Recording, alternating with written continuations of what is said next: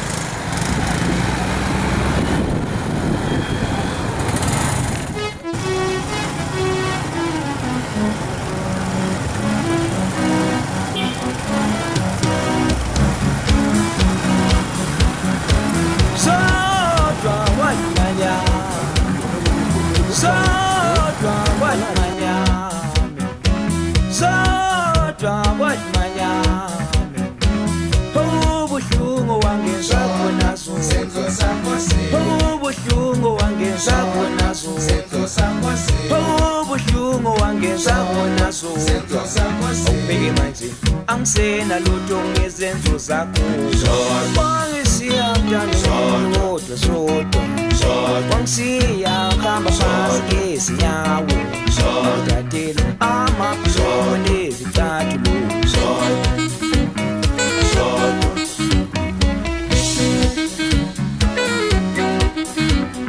Naswela maplo desenzo zakho ezodwa Naswela maplo desenzo zakho ezodwa Zodwa wali yami Zodwa wali yami Ubuhlungu wangenza bona zodwa Ubuhlungu wangenza bona zodwa Awubheke manje angisena lutho ngezenzo zakho Wangisiya mntana wodwa sodwa Wangisiya khamba phansi ngezinyawo Ndatela amaphone ezithathu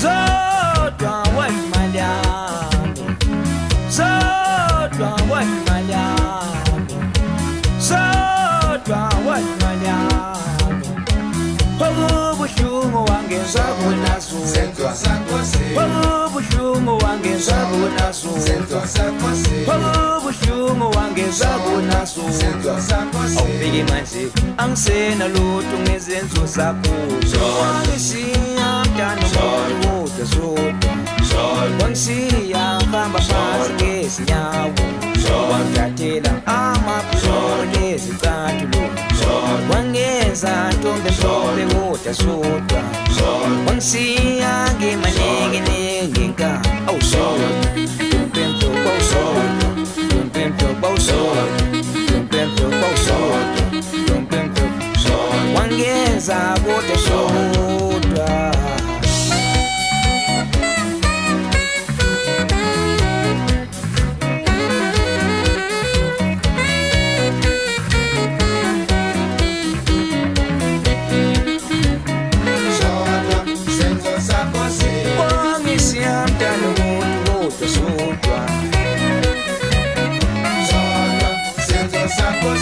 Wansiya khamba phansi ngezinyawo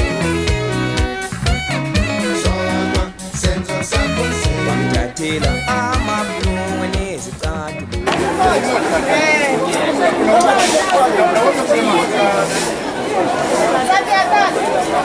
Hello.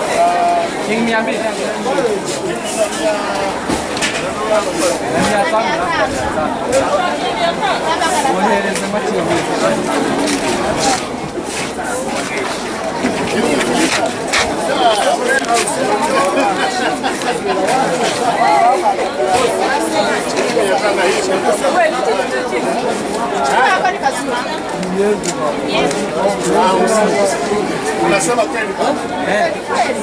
Danganya.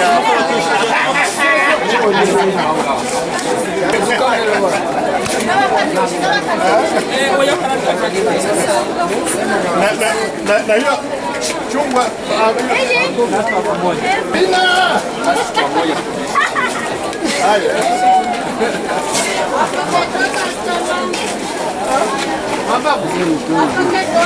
Hello, customer, mommy.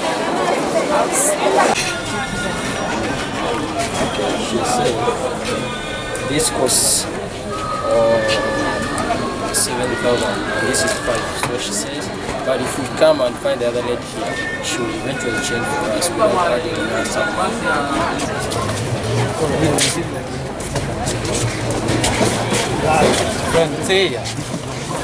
Nothing, just looking for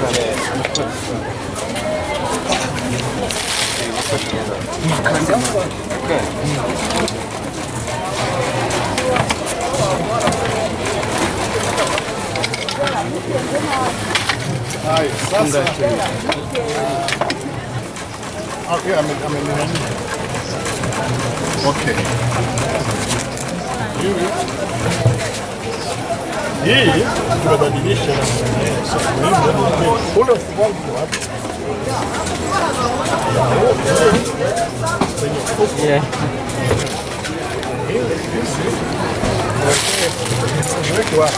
Akangenda nyine amafaranga arakundwa.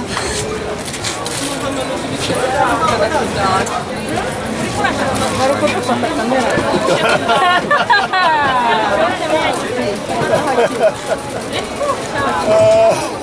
Bashaka kutujyana wapi?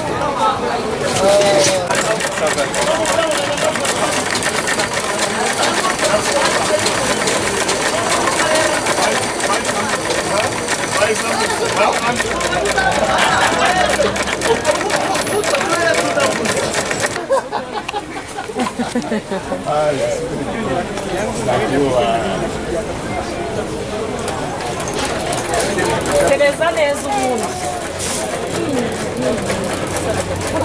Oh, haya, asante.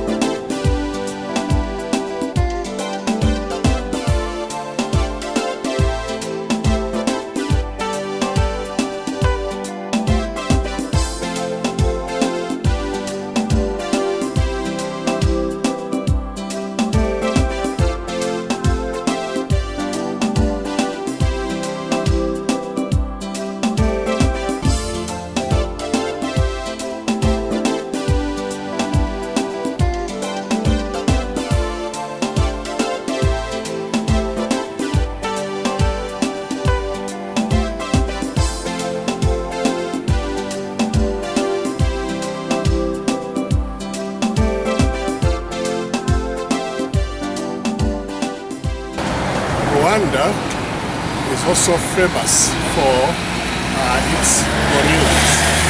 It's a fact that the country has pretty much acknowledged by the very fact that you can see the statues of gorillas in the city center, gracing, the visitors who come by to remind them that the gorillas constitute part of the natural, resources, natural heritage of this country.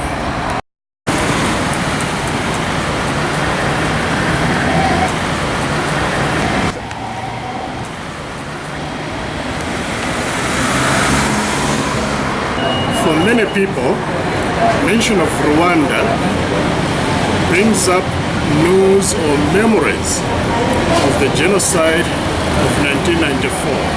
Rwanda does not shy away from this tragic moment in its history.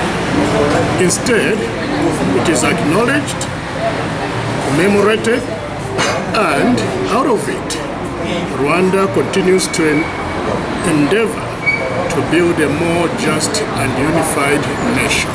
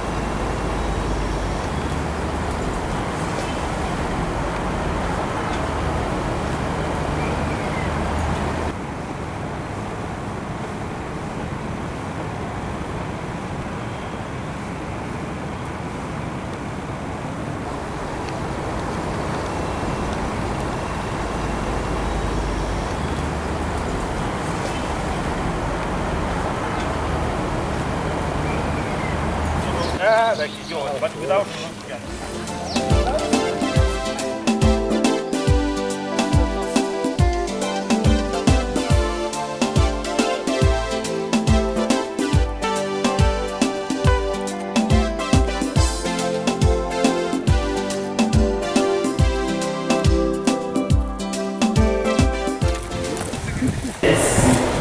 By law.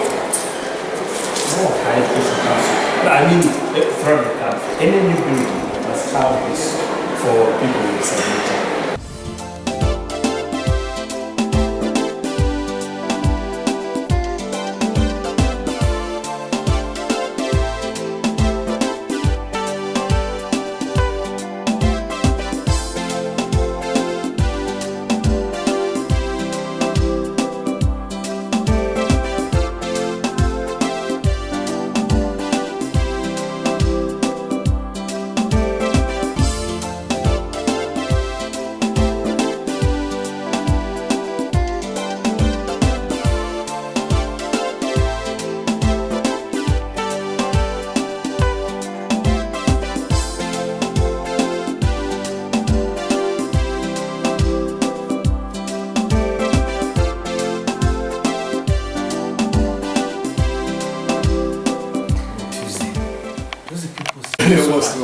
Yeah. I was telling you that I'm a member of African Academy of Language, of African Union. Today is June 10th, 2019, and I happen to be at the University of Rwanda, in the College of Education at Rukara campus. And I'm exceptionally fortunate and privileged to be able to have a conversation with Professor Eugene Ndabaga. He is Director of Research and Innovation at this university. And he has done a lot of work, mainly on the issue of mother tongue education. He did his PhD dissertation at the University of Bath in the United Kingdom in 2004, and it was on the dynamics of mother tongue policy in Rwandan school curriculum. And today I want to have him make a few remarks about his take on the use of language in the educational system, and especially the passion that drove him to start examining issues of mother tongue education in the primary school curriculum. So, for a start, thank you very much for granting me this opportunity to have a conversation with you. Right. Yeah, and I'll jump straight into it. What drove you to focus on issues of language in education, and alongside that, from your dissertation, you also talked about aspects of traditional education and how the cultural knowledge, the African and the indigenous knowledge systems got sidelined in prior education, and yet they now seem to be getting re-embraced, Itorero and other things that you mentioned. Can you give us some commentary on those issues? Thank you very much, Professor Sam. In the first place, the influence for me to go into the issues of mother tongue alongside with the policy issues came from my background, first and foremost. My background is in philosophy and psychology. And of course, when you do philosophy as a major, there are a number of philosophies that you do study. And one of them was philosophy of languages. Something that really touched me to dig out the etymological meaning of some linguistic concepts and how they are used in terms of understanding the knowledge deeply you're trying to study. I was touched because I found out that it's very, very difficult for somebody to study in a third language or a second language. You are always at the disadvantage against somebody who's using it as a first language. For instance, there's so many philosophical concepts that you cannot even find in a dictionary. They're not in a dictionary. So you try to find out really where is the meaning, the deep meaning, and how am I going to be able to use it in day-to-day life if I'm just to cram the concept where it is. That's one of the influence that made me to do my PhD, much as it was in education policy, but biased to language policy, but in mother tongue. Number two, always UNESCO advises people to study in their mother tongue in the first 3 years. So that is always, I would say it's an advice, it's not a law. But after that again, in many developing countries, who are inclusive, they tend to go into mother tongue, policies of learning in mother tongue the first 3 years. That's the lower primary, and that's what being practiced here. You may ask me, but this policy of studying mother tongue the first 3 years of primary is there to remain Rwanda. But my PhD was done in 2004. Yes, by that time the argument had started being tabled how we can study in mother tongue, much as it took some years to be made to a policy. So that drove me to say, now, so I use the word dynamics because after my PhD was in the professional doctorate, so doctor of education. Before that, before the dissertation, we had to do 6 papers. And one of those papers was on the language policy. So I was quite challenged to find out now, if we are saying mother tongue has got many advantages, from the concepts that you have to understand, to conceptualize, to contextualize in your mother tongue, from the babysitting stage, you come across concepts when you are not aware there's a concept or whatever, but you are learning every day. So when you go to school, you automatically use them. So many advantages. But then on the other side, I started questioning, is it possible for a country like Rwanda to do it? Where are the resources? Where are the books? Where are the terminologies? So that's also way. Let me try to find out what, number one, politicians say about it, think about it, academicians, teachers, and parents. Those were 4 categories of my sampling. Politicians who are coming up with these policies, lecturers or academicians who reason out, giving advantages and disadvantages of studying either in the mother tongue or not in the mother tongue. What about the teachers in high schools, particularly in primary schools? How do they look at that issue? What about the parents themselves? So I drove myself into that ocean of the argument. Now, along the side, of course, you could read a lot of advantages of studying or learning mother tongue. Of course, the advantages are obvious. This is a language you studied when you were a baby.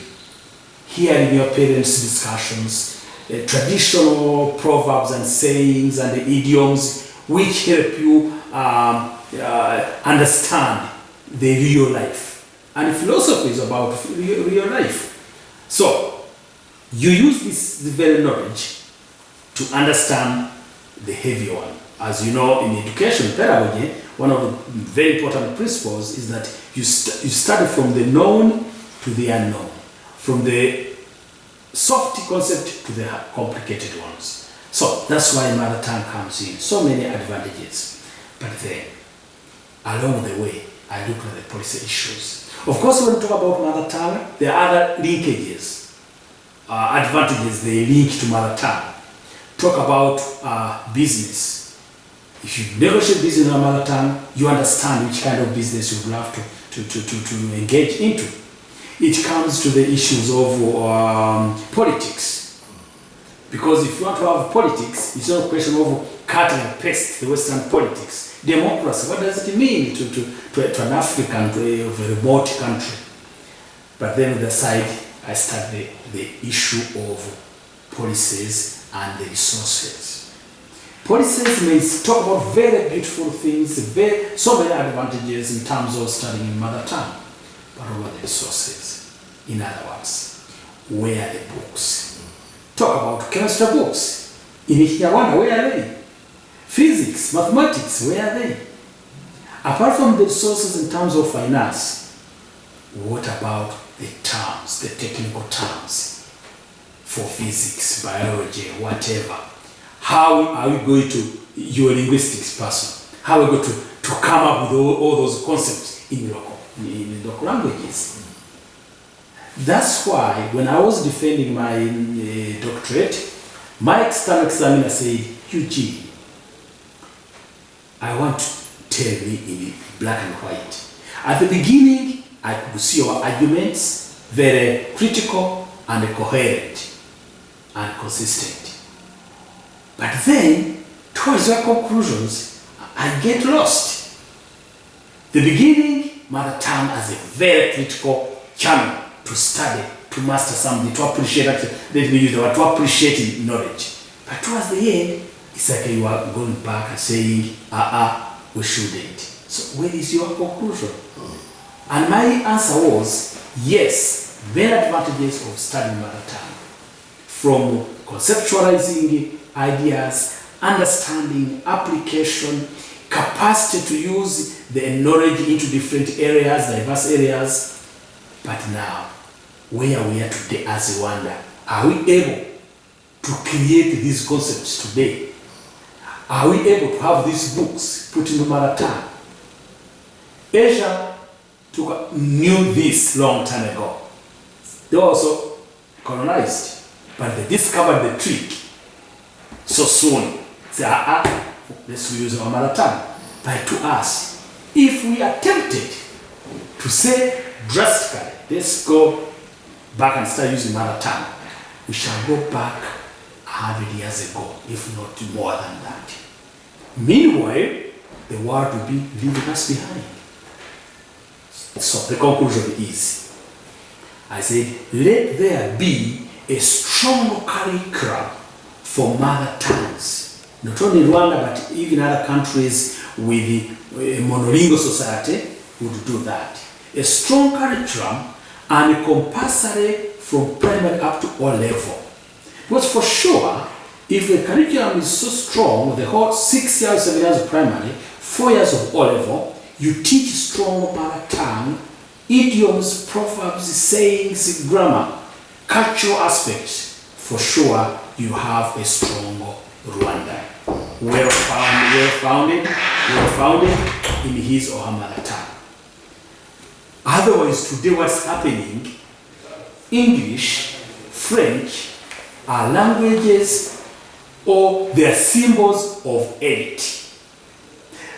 And they are actually misconceived as indicators of intelligence. The more you are fluent in English or in French, the more it sounds to be intelligent. And it definitely is not. A language is not an indicator of intelligence, but is a strong tool to learn. So the conclusion is, much as we cannot go back and start studying mother tongue because of the concepts and terminologies which you cannot invent now, however strong you may be as a linguistic, is difficult. So what we should do now, let us use what we call a close substitute or another alternative. Let us make our mother tongue curriculum so strong and compulsory for the first 2 levels of education, that is primary and O level. Then from there, sometimes at least I'm well founded in my mother tongue, because apart from the issues of studying in a language in which you are competent, if the issue of identity, the sense of belonging, is very difficult. Personally, I've got the experience. I was born a refugee in Uganda. We always make so many problems. Even a student with whom you share everything, at times you are in more intelligent class than him or her.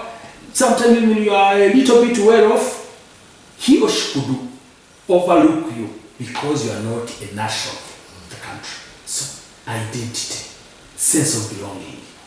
I've talked to many of my friends who live in overseas, who were born there, and they cannot speak any mother tongue of where they should belong.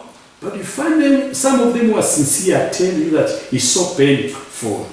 I'm purely black. Everybody can see it. But my identity is always pushed away somewhere else. And when it's pushed somewhere else, when I go there, because I cannot speak the language, they also push me back. The sense of belonging now comes in. So that's what really pushed me to come up with that topic, and the conclusions are about strengthening the mother tongue. At least the identity is strengthened and the sense of belonging is actualized. Yeah. Before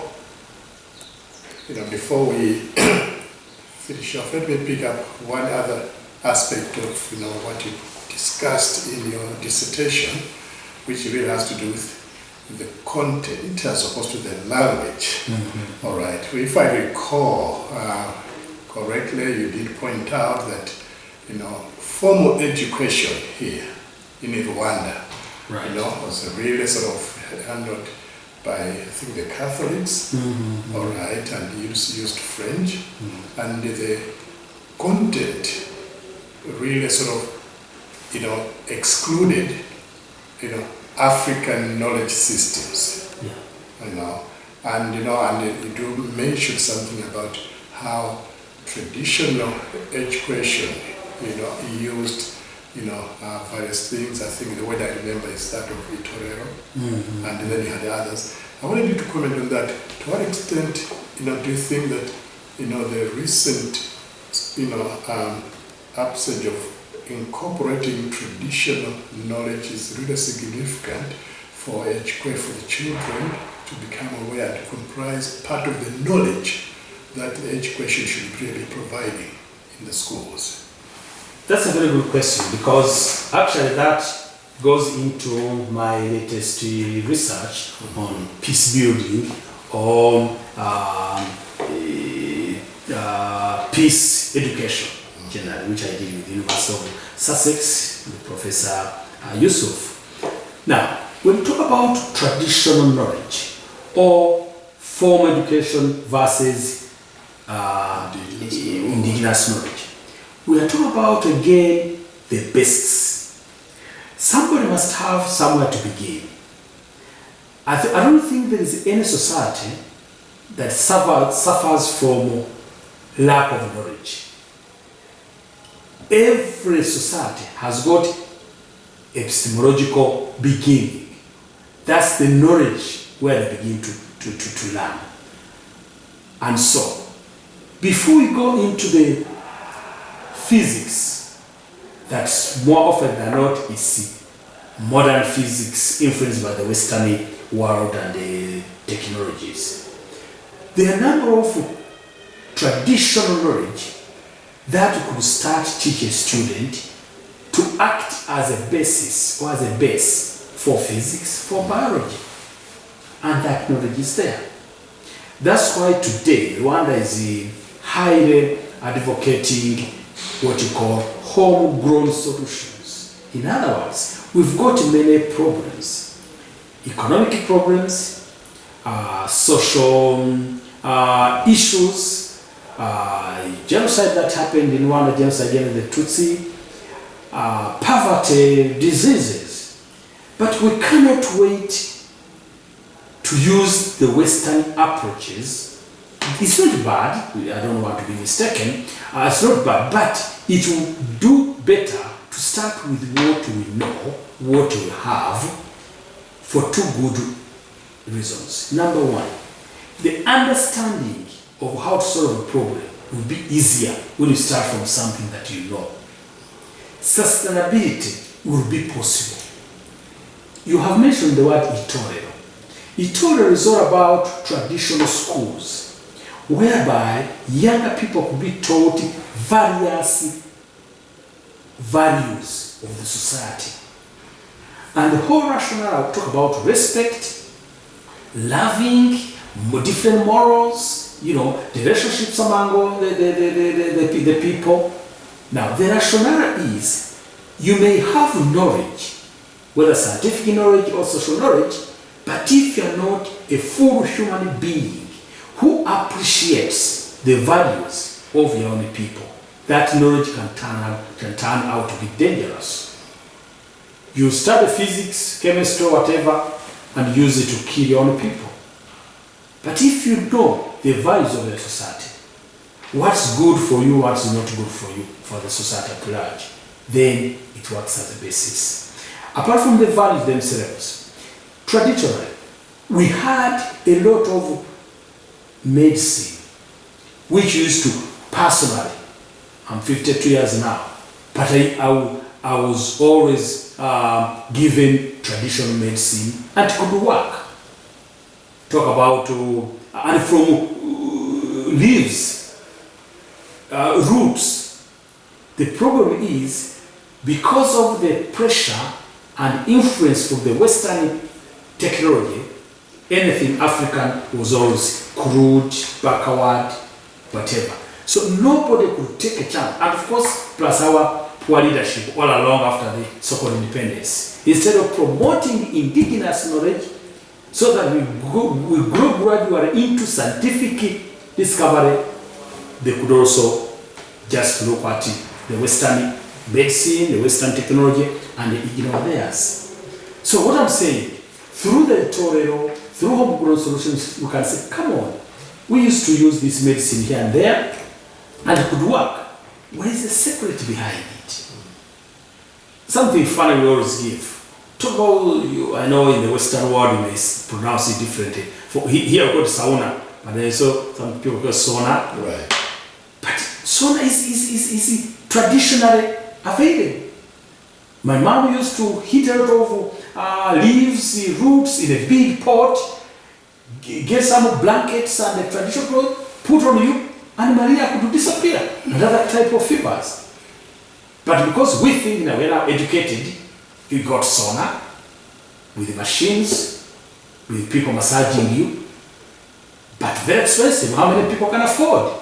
If you can develop that, you can combine the two. The Western is already technologically advanced, but at the same time you develop yours. So that kind of traditional knowledge. Peace talks. We have so many ways of make sure that peace exists among people. Before you go to books to read negotiation skills, we had our own courts of law. You know what? Some call it gachacha. It made wonders in wonder. There's no way we could use the Western approach of civil courts to thousands of criminals we had.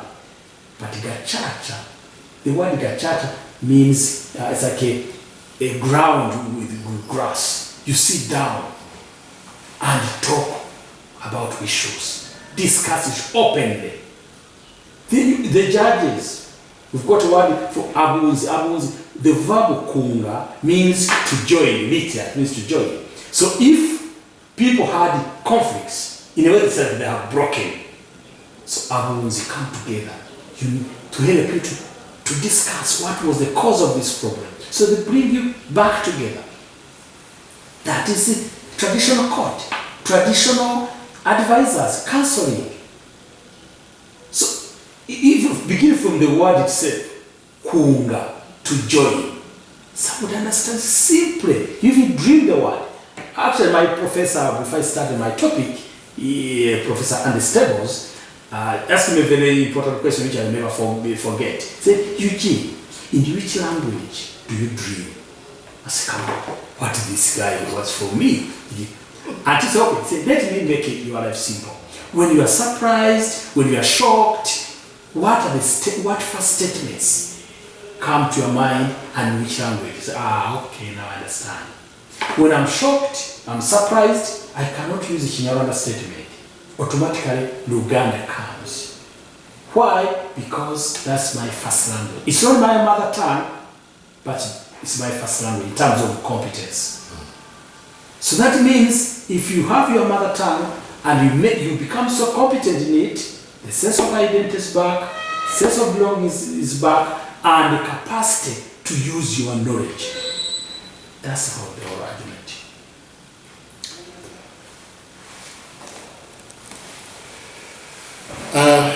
Before we conclude our discussions,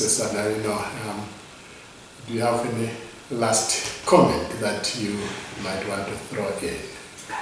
I think my comment would be, I'm still dreaming and praying that one day African countries should understand, appreciate the importance of their mother tongues. They may not make them medium instruction because of two reasons. Reason number one is that it's been a long time. The concepts are not there, as I've just mentioned. But also, many African countries have many tribes, whereby it would be almost impossible to have a national mother tongue, except in Tanzania that managed to make a Swahili sort of a national language. However, the dream I have, the prayers that I always say, is that one day they should wake up and understand the importance and the value of mother tongue, so that it is given priority in teaching. I can assure you, if we don't do that, our grandchildren will be in quotes. People use, I'm sorry, I'm not using it on anybody, but I've heard it, some people using that language, that there will be beasts of no nation. Because if you don't you are not confident of your mother tongue. However good you may be at other languages, you still be somebody from somewhere. They don't call you theirs. However good you may be at their language, you'll be somebody from somewhere. And yet, even that way I am telling you, you are not there. And it's very, very painful. So that's my prayer, that one day Africans will wake up and say, let us strengthen our mother tongue. And when we talk about the language, you're a linguist, you know better. The language has dynamic, that's why I use that word, dynamics. It's very dynamic, language are very dynamic. Culture is there, identity is there, sense of belonging is there, the religion is there. The religion, when the missionaries came here and they tell us we did not know God, who tells you? Most of our names are named after God. Habyarimana, that means it's a God who gives birth. Harerimana is God who nurtures. Can you name something that you don't know? What they call bad spirits, the Western understanding. These are angels, saints in the Western world. Dead people whom they claim they were doing good things, they were good. So name yourself Sam. Who is Sam? Who is Eugene? He's a dead white person. They told my parents, name this young man Eugene. He was a wonderful person, he did good things. Probably will behave like Eugene. But he's a dead person like my grandfather. But if I go to remember my grandfather, mind you, we don't worship dead people. We remember them.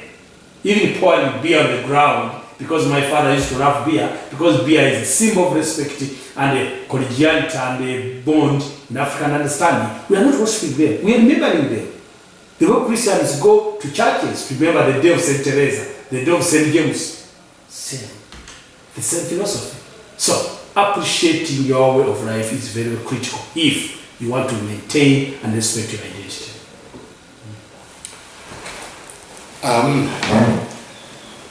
I have been talking with Professor Eugene Ndabaga at the University of Rwanda College of Education at Rukara campus.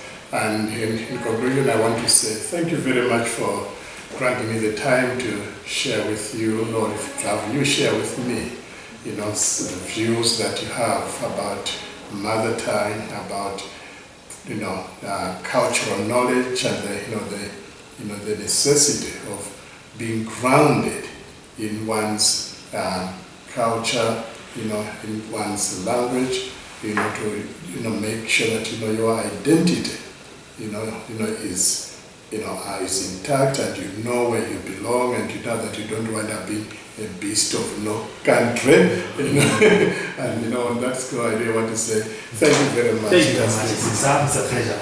Thank you so much. It's a pleasure.